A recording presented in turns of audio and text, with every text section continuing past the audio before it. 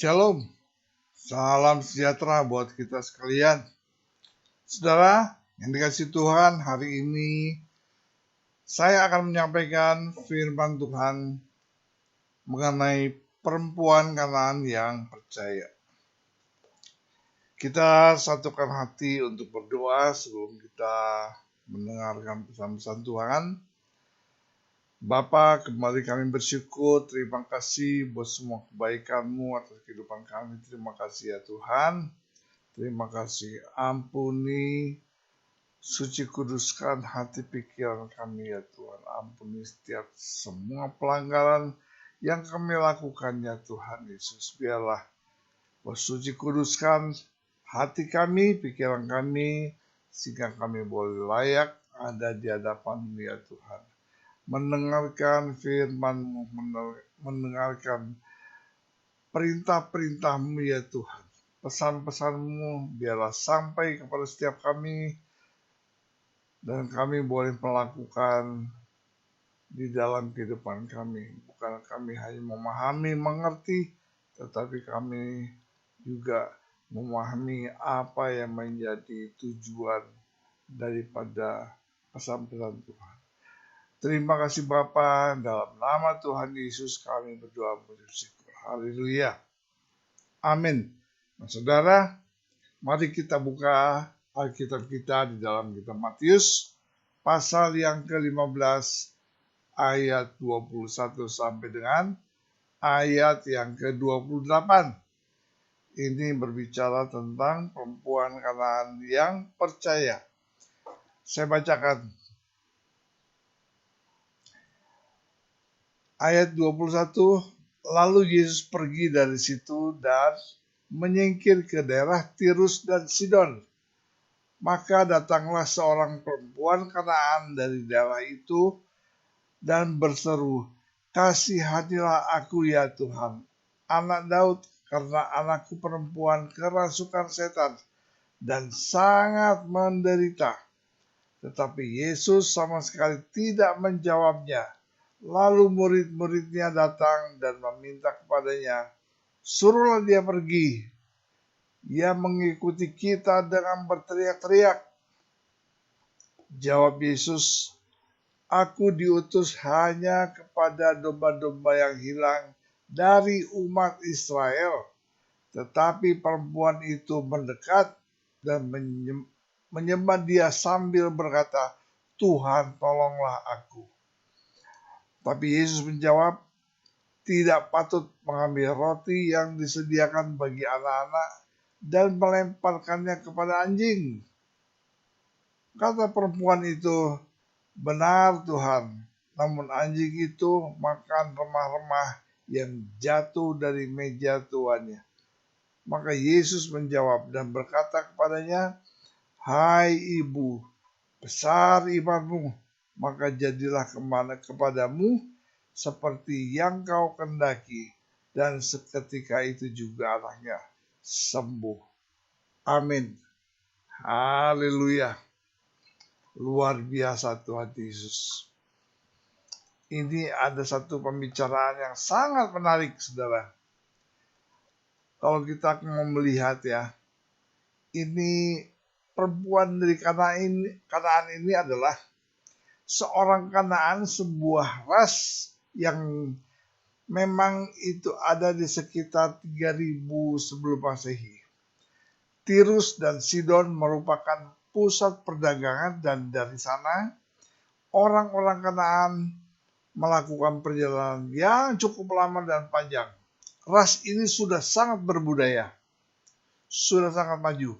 Misalnya abjad pertama diketahui berasal dari orang-orang Kanaan yang bekerja dengan orang Mesir di pertambangan semenanjung Sinai. Nah, ini latar belakangnya ya. Nah, perempuan itu jelas merupakan perempuan non-Yahudi.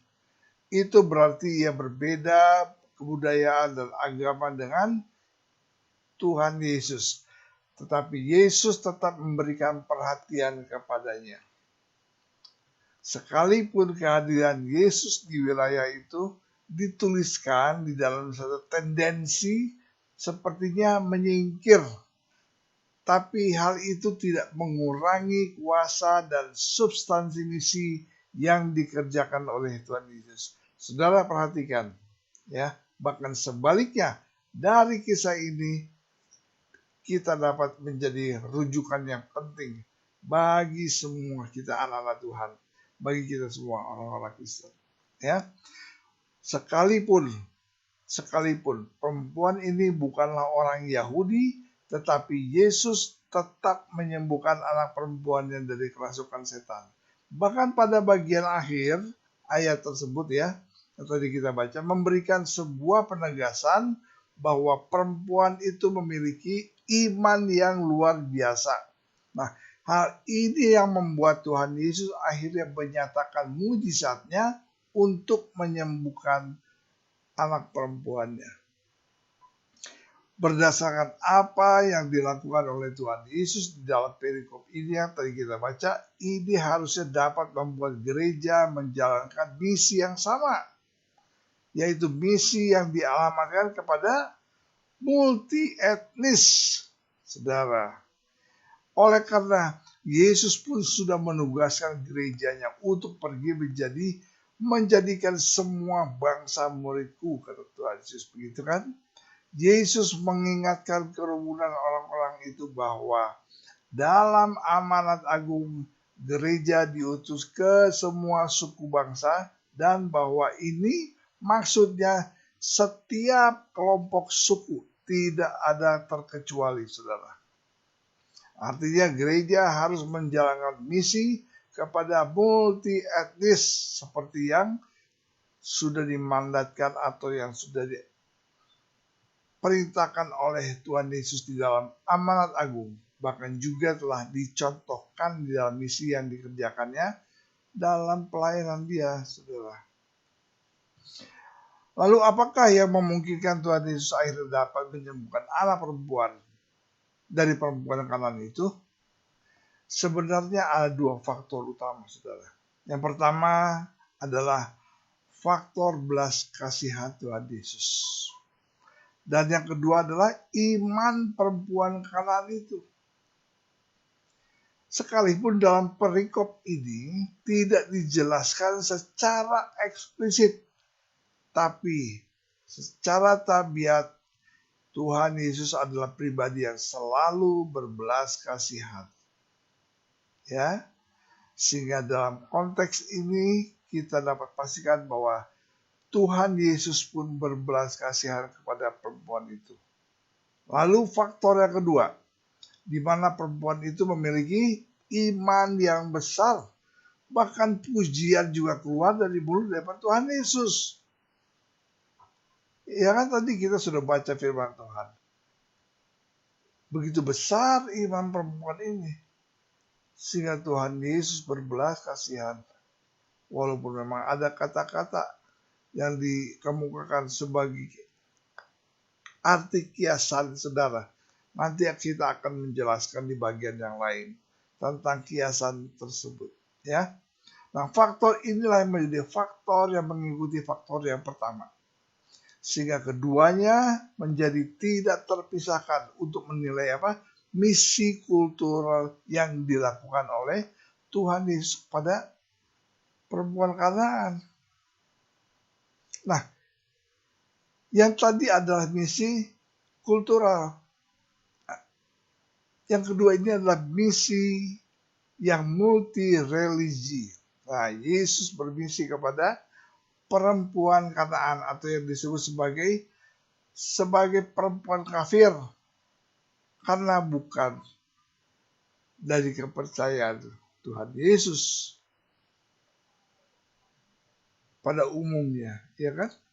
Bangsa Yahudi, orang Israel biasanya menyebut atau mencap bangsa-bangsa di luar Israel itu sebagai orang kafir atau bangsa kafir.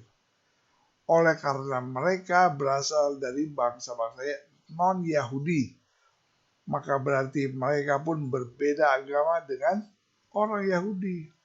Sehingga dalam konteks Yesus dan perempuan Kanaan ini, maka dapat dikategorikan sebagai misi yang multi religi.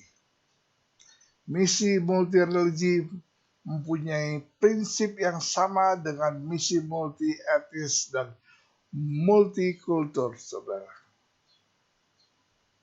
Itu mereka mempunyai prinsip yang sama.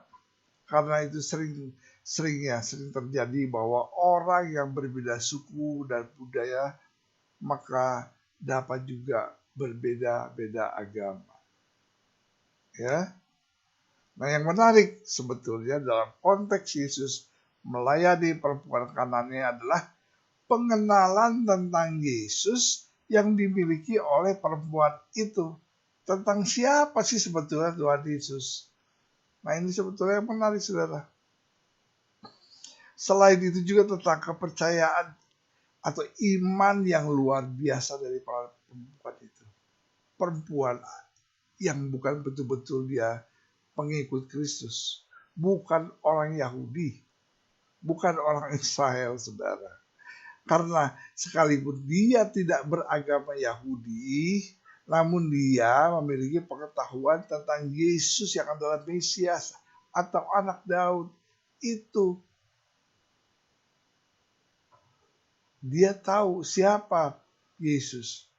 Yesus anak Daud, dia adalah seorang Mesias. Karena hal inilah yang harusnya menjadi gereja masa sekarang ini begitu memperhatikan dan memprioritaskan pelayanan multikultur dalam konteks multi-religi.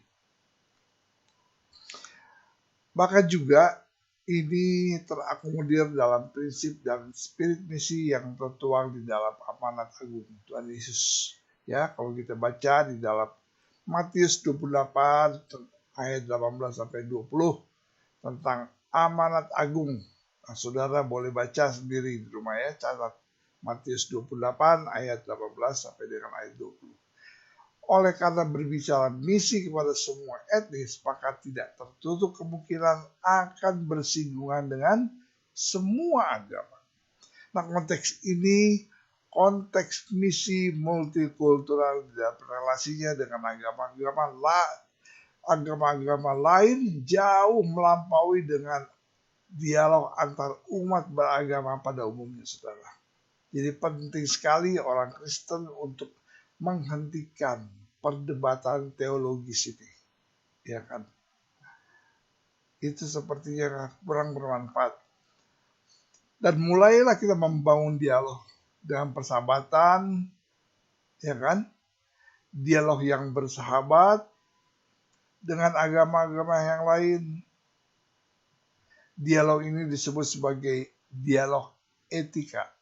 Dialog yang beretika, yang bertanggung jawab secara global dan memampukan orang Kristen ini membentuk sebagai suatu persahabatan yang baru dengan umat beragama yang lain. Persahabatan yang diukir dan yang dipererat di dalam pengalaman yang dibagikan di dalam tindakan yang nyata dan penuh dengan kasih bagi kesejahteraan bersama. Ya. Tuhan Yesus tidak hanya bertindak untuk menolong perempuan itu saja, tetapi juga bersaksi dan memenangkan misi yang menghadirkan unsur kemanusiaan dan keilahian. Nah, misi yang dikerjakan oleh Yesus kepada perempuan Kanaan ini, selain bersifat multi-etnis, multikultur, dan multi-religi, hal yang tidak kalah penting dari itu adalah misi untuk menghadirkan unsur kemanusiaan dan unsur keilahian, saudara. Nah, kalau melakukan misi hanya menghadirkan unsur kemanusiaan saja, maka misi ini hanya dikerjakan sebatas pelayanan sosial aja. Iya. Di mana penginjilan jenis ini tuh banyak sekali dipraktikkan oleh gereja pada zaman sekarang, terutama dari kalangan gereja-gereja yang sudah terkontaminasi oleh pemahaman teologi liberal atau yang biasa disebut gereja arus utama, saudara. Jadi yang membedakan dua jenis pekabaran Injil atau misi yang dilakukan oleh gereja ini, yang pertama, Ya, ditujukan kepada kaum Yahudi dan orang Kristen yang tersesat. Yang kedua adalah kepada agama yang lain. Itulah sebabnya misi multikultural ini tidak akan cukup kalau hanya menghadirkan unsur kemanusiaannya saja, karena justru mereka memerlukan kehadiran Tuhan dan Tuhan Yesus untuk mengubah dan mentransformasikan hidup mereka. Itu yang penting, saudara. Tidak hanya sekedar unsur sosialnya. Itu penting, tetapi bukan yang utama, saudara. Yesus tidak menghilangkan nuansa kemajemukan, tidak menghilangkan nuansa kemajemukan, tapi tetap memegang dan mengutamakan substansi misi yang dikerjakannya, yaitu apa? Memberitakan kebenaran kerajaan surga melalui tindakan, mujizat dan pengajarannya. Itu saudara yang paling penting. Iya kan? Nah, kisah ini sangat menarik. Tentang perempuan dari Kanaan ini betul-betul sangat menarik kalau kita mau kaji, kalau kita mau merenungkan, saudara. Jadi misi yang utama daripada Tuhan Yesus adalah memberitakan kabar sukacita, kabar keselamatan bagi setiap bangsa, bagi setiap orang. Tidak terkecuali, saudara, tetapi penuh dengan kasih. Amin. Tuhan Yesus memberkati. Mari kita satukan hati, berdoa. Kembali kami bersyukur, terima kasih ya Tuhan untuk pesan-pesan-Mu pada hari ini. Terima kasih Tuhan Yesus firman-Mu. Biarlah Tuhan mengurapi hati pikiran kami ya Tuhan, sehingga firman Tuhan rema di dalam kehidupan kami. Dan kami menangkap apa yang menjadi pesan-pesan-Mu. Kiranya Tuhan memberkati kami semua.